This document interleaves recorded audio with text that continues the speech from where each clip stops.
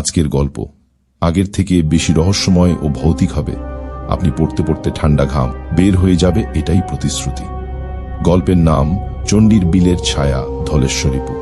গ্রামটি দিনের বেলায় ঠিক সাধারণ গ্রামের মতোই। বাঁশঝাড়ের ফাঁক দিয়ে রোদ পড়ে, ছেলেরা খেলাধুলা করে, মাটির ঘর থেকে ধোঁয়া উড়ে আসে। কিন্তু সূর্য ডোবার পর থেকেই বদলে যায় সবকিছু। বাতাসে এক ধরনের ভারী গন্ধ ছড়িয়ে পড়ে, যেন পুরনো পচ যাওয়া কাপড় ভেজা অবস্থায় শুকোতে দিয়েছে কেউ। গ্রামের প্রবেশ মুখে একটি জির কাঠের ফলক দাঁড়িয়ে আছে। চণ্ডীর বিলে রাতে যাওয়া নিষেধ। সাড়া দিও না সেই ডাকে, যে ডাকে সাড়া দেয় সে আর ফিরে আসে না। লোকেরা বলে রাতে বিলের পাশে দাঁড়ালে কারো মৃদু কান্না শোনা যায়। আবার কখনো শোনা যায় কোনো নারী কিংবা পুরুষ নয়, অদ্ভুত অপার্থিব এক কণ্ঠ। সেই ডাক এতটা নরম, এতটা পরিচিত শোনায়, যেন যার নাম ধরে ডাকা হচ্ছে সে বাধ্য হয়ে ফিরে তাকায়। এখনকার দিনে এই সব কুসংস্কার কেউ মানে না, তাই শহর থেকে আসা 4 বন্ধু রাকিব, তুহিন, সায়েম, ফারুক এসব এই হাসাহাসি করে উড়িয়ে দেয়। কিন্তু তারা জানতো না, কিছু জায়গা আছে পৃথিবীতে এখানে অবিশ্বাসী মৃত্যু ডেকে আনে। সেদিন সন্ধ্যায় গ্রামের বুড়ো ওঝা কালাচান হুজুর তাদের থামিয়ে বললেন, বাচ্চারা, রাত নামলে বিলের বাতাসও মানুষ খায়, আজ কোনো মতেই বাইরে যাইও না। তুহিন হেসে বলে, হুজুর, বাতাসও মানুষ খায় নাকি? সেটাও কি আল্লাহ বানাইছেন? কালাচান তার দিকে তাকিয়ে চোখ কুঁচকে বললেন, হাসো, হাসতেই থাকবা যতক্ষণ না কেউ তোমার নাম ধরে ডাকতেছে আর তুমি ফিরে তাকাইতেছ। তার কণ্ঠ এত ঠান্ডা ছিল যে বাকিরা থমকে যায়। কিন্তু তুহিন তখনও বিশ্বাস করেনি। সে জানত না তার নাম ইতিমধ্যে বিল শুনে ফেলেছে। রাত তখন 12টা। আকাশে চাঁদ নেই, কুয়াশা নামতে শুরু করেছে। 4 জন চুপি চুপি গ্রামের সীমানা পেরিয়ে বিলে যায়। বাতাস অচেনা শব্দ ভরে উঠছে। তারা যত এগোয় শব্দ তত স্পষ্ট হয়। একসময় ফারুক থেমে গিয়ে বলে, শুনছিস? কে যেন কাঁদতেছে। সায়েম বিরক্ত হয়ে বলে, শীতের রাতে শিয়াল টিয়াল লাগতেছে, ভয় পাইছো না। হঠাৎ কুয়াশা চলন্ত হয়ে ওঠে। বাতাসে ছেঁড়া চুলের মতো কিছু ভেসে ওঠে, আর পানির মাঝখান থেকে এক অস্পষ্ট নারী কণ্ঠ, তুহিন, এখানে আয়। কণ্ঠটা অদ্ভুত, না নারীর না পুরুষের, মাঝামাঝ কিছু, যেন গলা ছিঁড়ে ফেলা কারো আর্তনাদ। তুহিনের শরীর কেঁপে ওঠে। কারো নামের ডাক এত অন্তরের হতে পারে? আমি কি কারো সাথে কথা বলছি? তুহিন ফিসফিসিয়ে জবাব দেয়। রাকিব চিৎকার করে, শালা, সাড়া দিস না। হুজুর কইছিল, কিন্তু অনেক দেরি হয়ে গেছে। তুহিনের পায়ের নিচে কাদা নড়ে ওঠে। বিলের পানি ফুটতে থাকে। কারো নয়, অঙ্ক হাত পানির নিচ থেকে উঠে আসে। লম্বা কালো শ্যাওলার মতো হাত। হাতগুলো মানুষের নয়, আঙুলগুলো লম্বা, শেষ প্রান্তে নখও নেই, আছে ধারালো শিকড়ের মতো কাঁটা। হাতগুলো তুহিনের দিকে এগিয়ে আসে। তার শক্ত হয়ে যায়, যেন কেউ তাকে মাটির সাথে সাঁটা দিয়ে দিয়েছে। সে চিৎকার করে, ওরা আমার নাম জানে। কেমনে জানে? ওই মুহূর্তে কেউ লক্ষ্য করেনি। বিলের ধারের গাছে কেউ দাঁড়িয়ে আছে। কেউ নয়, একজন। কালো ছেঁড়া ধুতি, গায়ে রেজাওয়া দাগ, চোখ লাল, ঠোঁটে থুতু ঘোলা মন্ত্র ওড়াচ্ছে। যার নাম জেনে লই, তার জীবন লই। লোকটা মানুষ নয়, সে সেই চণ্ডী সাধক যাকে সবাই মনে করত মরে গেছে। কিন্তু আত্মা তো মরে না। তুহিনের চোখে তখন আর আগের সেই ভুল জঙ্গের হাসি নেই। তার চোখ যেন ভেতর থেকে কেউ টেনে ধরছে। সে হাঁপাতে হাঁপাতে কাঁদছে। আমার নাম কেমনে জানল? আমি তো কিছু বলিনি। ফারুক, রাকিব আর সায়েম তাকে টেনে ধরার চেষ্টা করে, কিন্তু তুহিনের শরীর কাদা মাঠ। এর মধ্যে এমনভাবে ডুবে গেছে যেন বহুদিনের ক্ষুধার্ত বিল তাকে গিলে নিচ্ছে। বিলের পানি হঠাৎ ঠান্ডা থেকে বরফের মতো জমাট হয়ে গেল। আর সেই জমাটের ভেতর দিয়ে দেখা গেল মানুষের মুখগুলো ভয়ঙ্কর। কারো চোখ নেই, কারো চোয়াল মাটির মতো গলে গেছে, কারো নাক নেই, কারো মুখ ছিঁড়ে কান পর্যন্ত উঠে গেছে। তারা সবাই পানির নিচ থেকে তাকিয়ে আছে তুহিনের দিকে। তাদের ঠোঁট নড়ে ওঠে, কিন্তু কোনো শব্দ নেই, বরং বিলের বাত আসে শোনা যায় একটাই বাক্য, নাম দিলে প্রাণ, নাম দিলে পথ, যার নাম ডাকব তার রক্তে হবে মন্ত্রসিদ্ধ। রাকিব কোনো মতে ঘাবড়ে গিয়ে সায়েমকে বলে, এখানেই ভুল হচ্ছে, তুহিন সাড়া দিচ্ছে, নাম হয়েছে মন্ত্রের অংশ। ফারুক থরথর কাঁপতে কাঁপতে বলে, মানে আমাদের নামও জানলে? রাকিব গলা ফাটিয়ে চেঁচিয়ে ওঠে, জানলে নাই? কেউই নিজের নাম বলিস না, যতক্ষণ না নাম জানবে ততক্ষণ নিরাপদ। কিন্তু তুহিন তো ইতিমধ্যেই তার নাম বলে ফেলেছে, এবং বিল শুধু শোনেনি, সে নাম গিলে নিয়েছে। হঠাৎ কুয়াশার মধ্যে থেকে বেরিয়ে আসে সেই ছাইমাখা মানুষ। চোখ দুটো গভীর লাল, যেন ভিতরে আগুনের শিখা জ্বলছে। তার মুখ শুকনো, গলায় হাড়ের মালা, হাতের আঙুলে মরা মানুষের নখ বাঁধা। তিনি কাঁপা স্বরে বলে, এতদিন পরে, এত বছর অপেক্ষা, অবশেষে নাম পাওয়া গেল। তুহিন কাঁদছে। আপনি কে? আমারে ছাড়েন। চণ্ডী সাধক হাত তুলে বলে, নাম মানি আত্মা, আত্মা মানি রক্ত, আর রক্ত মানি পথ। তার কথার সাথে সাথে বিলের পানি লাল হতে শুরু করে, রক্ত লাল। রাকিব ভয়ে পেছনে সরে যেতে যেতে বলে, পানি লাল কেন হচ্ছে? এটা কেমন অভিশাপ?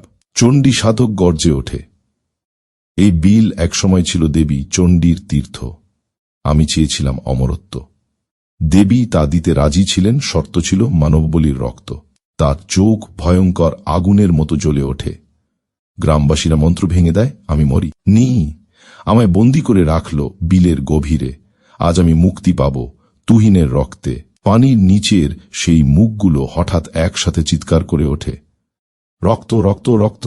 চিৎকার এত তীব্র ছিল যে বাতাস কেঁপে ওঠে, বাঁশঝাড়ের পাতা ঝরে পড়ে, আর তুহিনের চোখ উল্টে যায়। তুহিনকে টানা শুরু হয় পানির গভীরে। রাকিব ও সায়েম তাকে ধরে রেখেছে, কিন্তু যত জোরে টানে তুহিনের শরীর তত নিচে যাচ্ছে, যেন বিল তাকে গিলে খাচ্ছে। হঠাৎ বিলের তলায় অদ্ভুত একটা আলো জ্বলে ওঠ। আলোটা মানুষের নয়, অগ্নিশিখার মতো, আবার আগুন না হয়েও আগুনের মতো। আর তার কেন্দ্রে একটা বিশাল মুখ। মুখটা মানুষের নয়, পশুরও নয়, চোখ শূন্য, দাঁত ভাঙা, ঠোঁট ছিঁড়ে কানের কাছে পর্যন্ত উঠে গেছে। সে থরথর কণ্ঠে বলে, আরেকটি নাম চাই, আরেকটি রক্ত। ফারুক ভয় পেয়ে দৌড়াতে যায়, কিন্তু তখনই কুয়াশার ভেতর থেকে ক্ষীণ একটি শিশুর হাসির শব্দ শোনা যায়, টিং টিং টিং, যেন কারো গো। আর ঘণ্টা ঝনঝন করছে। সায়েমের মুখ ফ্যাকাশে হয়ে যায়। ওটা শিশুর হাসি না, ওটা ডাইনির হাসি। তারা দৌড়াতে চায়, কিন্তু কোথাও পথ নেই। চারদিকে কুয়াশা, আর সেই কুয়াশার ভিতর দাঁড়িয়ে আছে অসংখ্য ছায়া। তাদের চোখ নেই, তাদের মুখ নেই, তাদের শুধু নাম চাই। বিলের চারপাশে কুয়াশা জমে এমন ঘন হয়ে গেছে যে হাত সামনে ধরলেও আঙুল দেখা যায় না। সায়েম গলা শুকিয়ে ফিসফিস করে, রাকিব, আমরা কি মরতে যাচ্ছি? রাকিব কিছু বলার আগেই বিলের পাশের গাছগুলো একসাথে কেঁপে ওঠে। কুয়াশার আড়াল থেকে কে বেরিয়ে আসে মাটির রঙের কঙ্কালের মতো শুকনো মুখ, যেন বহুদিন ধরে কেউ শুধু তাকেই দেখার জন্য অপেক্ষা করছিল। ওই মুখের চোখ নেই, কিন্তু মনে হয় সে দেখছে। সে যেন গন্ধ পেয়ে গেছে, নতুন রক্তের গন্ধ।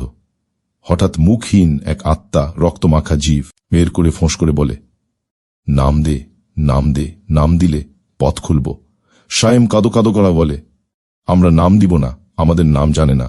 কিন্তু তখনই পাশের অন্ধকার থেকে শোনা যায়, রাকিব। রাকিবের শরীর জমে যায়। শব্দটি তার মায়ের কণ্ঠে, একদম হুবহু। রাকিব কাঁপতে থাকে, মা। আর সেভাবেই ঘটল ভয়ঙ্কর ভুল। যার কণ্ঠে ডাক, তার প্রতি সাড়া না দেওয়া যায় না। বিলের অদৃশ্য শক্ত ঠিক এই দুর্বলতাকেই স্বীকার করে। কুয়াশার ভেতর থেকে রক্তাক্ত হাত বেরিয়ে আসে। হাতগুলো মানুষের নয়, পচে যাওয়া, নখহীন, কিন্তু শিকড়ের মতো শক্ত। হাতগুলো রাকিবের গলা স্পর্শ করতেই সব কুয়াশা কুণ্ডুলির মতো তাদের ঘিরে ধরে। হঠাৎ তুহিন চিৎকার করে ওঠে এক ভয়ঙ্কর অমানুষিক কণ্ঠে, নাম দে, নাম দিলে রক্ত পাব, রক্ত দিলে পথ খুলব। এ কণ্ঠ তুহিনের নয়, এ কণ্ঠ দেবী চণ্ডীর অভিশপ্ত মন্ত্রের। তুহিনের চোখ রো কালো হয়ে গেছে, মুখে শ্যাওলা জমে সবুজ রং ধারণ করেছে। তার শরীরের হাড়গুলো মনে হয় ভিতর থেকে মোচড় খাচ্ছে, যেন মানুষ নয়, কোনো অন্য কিছুর বাসা হয়। উঠছে। রাকিব আর সায়েম তুহিনকে ডাকতে যায়, কিন্তু তুহিন এমনভাবে তাদের দিকে তাকায়, চোখ নেই, তবু তাকাচ্ছে। তার দেহ থেকে ধোঁয়া বেরোচ্ছে, গন্ধ, জ্বলতে থাকা চুল ও পচা মাংসের মিশ্রণ। তুহিন ফোঁস করে বলে, আর একটা নাম চাই। বিল প্রতিধ্বনি করে, আর একটা রক্ত চাই। ফারুক, যে এতক্ষণ পাথরের মতো দাঁড়িয়েছিল, হঠাৎ দৌড়াতে শুরু করে। তার মুখে একটাই শব্দ, বাঁচাও। কিন্তু সে থামল, কারণ সামনে দাঁড়িয়ে আছে কালাচান ওঝা। তার চোখে শ্বেতশুভ্র আগুনের মতো নিষ্ঠুর আলো। তিনি বলে উঠলেন, এখন লাইলে লাভ নাই। বিল যেই নাম শোনে, সেই নামে রক্ত না পাওয়া পর্যন্ত বিল থামে না। সায়েম কাঁপতে কাঁপতে বলে, আমাদের বাঁচান। কি করলে আমরা বাঁচব? কালাচান গভীর গলায় বলে, বাঁচতে হলে একজনের নাম বলবা, তাহলেই বিল খুশি হইব। রাখিব চোখ বড় বড় করে বলে, মানে কার নাম? কালাচানের কণ্ঠ কাঁপে না। যে মরবে তার নাম। বিল একটাই আত্মা নেবে, কার রক্তে বিল তুষ্ট হবে। তোমরা ঠিক করো। নীরবতা নেমে আসে। চারজনের চোখ চারজনের মুখে। কে মরবে, কাকে দেবে? এই প্রশ্নই এখন সবচেয়ে ভয়ঙ্কর। চারদিকে নিস্তব্ধতা। কুয়াশা এত ঘন যে মনে হয় কেউ হাত বাড়িয়ে দিলে মুঠোয় ধরা যাবে। বিলের পা থেমে গেছে, কিন্তু নীরবতার মাঝেও স্পষ্ট শোনা যাচ্ছে একটি শব্দ, হাঁপড় ফাটা শ্বাস। তুহিন পানির থেকে অর্ধেক বের হয়ে আছে, শরীর কাদা ও শ্যাওলায় ঢাকা। তার শির দাঁড়া টেনে বাঁকা হয়ে গেছে, যেন কোনো অদৃশ্য শক্তি তার আর মুচড়ে দিয়েছে। চোখ নেই, কিন্তু চোখের জায়গা থেকে কালো ধোঁয়া বেরোচ্ছে। আর মাঝে মধ্যে সে বল, নাম দে। কালাচান ওঝার কাঠের লাঠি কাঁপছে, তবু তার গলা অদ্ভুত শান্ত। এই বিল এক আত্মা, ছাড়া শান্ত হইব না। একজন মরবেই। সেটা ঠিক করো। সায়েম ফিসফিস করে, আমরা কি বন্ধু না? ফারুক চোখ নামিয়ে নেয়। বন্ধুত্বের কথা মনে পড়ছে, কিন্তু মৃত্যু যখন দেখে দাঁড়িয়ে থাকে, তখন মানুষ তার সবচেয়ে নোংরা সত্যে রূপ নেয়। রাখিব দাঁতে দাঁত চেপে বলে, আমি কারো নাম বলবো না। এই বাক্যটা মাত্র শেষ হয়েছে, এমন সময় বিলের পানি ফেটে ওঠে। অসংখ্য হাত বেরিয়ে আসে। কারো হাত অর্ধেক গলে গেছে, কারো উল ছেঁড়া, কারো আবার শুধু হাড়। তারা একসাথে বলে, নাম দে, নইলে সবাই মরবি। ফারুক হঠাৎ কেঁদে ফেলল, আমি মরতে চাই না। তুহিন তো প্রথমে সাড়া দিছে, ওকেই দে। রাখিব চিৎকার করে, তুই পাগল, ও তো আমাদের বন্ধু। ফারুক গলা কাঁপিয়ে বলে, বন্ধু আমার জীবন ফেরত দিবে নাকি? আমি মরব না। তুহিনের নাম তো আগেই হয়েছে, তার রক্তেই হোক। এই কথা হাওয়ায় ভেসে যেতেই বিল যেন আনন্দে কেঁপে ওঠে। তুহিন পানির ভেতর থেকে অমানসিক গলায় হাসে, হা হা হা, বন্ধুত্ব রক্তের সামনে হাস। একর। এবার সায়েমের মুখ বদলে গেল। সে ঠান্ডা গলায় বলে, হুজুর, যদি একজনকেই লাগে তাহলে তুহিনই হোক শেষ। রাকিব চমকে তাকায়, তুইও? সায়েম? সায়েমের কণ্ঠ কঠিন, মরবে একজন কিংবা মরব চারজন, সমঝে নিতে হবে। রাকিব বুঝল, মানুষের সবচেয়ে ভয়ঙ্কর রূপ ভূত নয়, ভয় পেয়ে যাওয়া মানুষ। তুহিনের শরীর পানির ওপর ভাসে। চণ্ডী সাধক চিৎকার করে মন্ত্র পড়ে। নাম দেওয়া শেষ, এবার রক্ত চাই। হঠাৎ বিলের পানি জ্বলতে শুরু করে। আগুনের মতো লাল, কিন্তু আগুন নয়। এ এক ধরনের অশরীরী অগ্নি, যা ধু আত্মা জ্বালায়। তুহিনের চোখের জায়গা থেকে ছুটে বের হয় ধোঁয়া মেশানো আগুন। তার শেষ বাক্য, আমার না আমি তো শুধু শুনেছিলাম। তার শরীর ফেটে যায়, পানির নিচে টেনে নেয় তাকে। আর ঠিক সেই মুহূর্তে বিল নিস্তব্ধ। কিন্তু ভয় এখানেই শেষ নয়। ওঝার মুখে অদ্ভুত এক হাসি ফুটে ওঠে। তোমরা ভাবছ শেষ হয়েছে? রাকিব আর সায়েম একসাথে তাকায়। কালাচান বলে, এটা প্রথম বলি ছিল। বিলের তৃষ্ণা মিটবে না, আরও 3টা নাম লাগবে। তোমরা 4 জন আসছো, 3 জনের নাম এখনো বাকি। বিলের পানি আবার ঢেউ তোলে, আর তার ভেতর থেকে আর একটা মুখ ভেসে ওঠে। এবার মুখটা রাকিবের মতো। এই গল্পের বাকি অংশ শেয়ার করব আগামী পর্বে। গল্পটি ভালো লাগলে একটা লাইক কমেন্টে আপনার মন্তব্য জানাবেন। গল্পের পরবর্তী অংশ শোনার জন্য সাবস্ক্রাইব করে আমাদের সাথে থাকুন এবং ফেসবুকে আমাদের পেজটি ফলো করে রাখুন। ধন্যবাদ সবাইকে। দেখা হবে আবার আগামী পর্বে। সবাই ভালো থাকবেন, সুস্থ থাকবেন। শুভরাত্রি।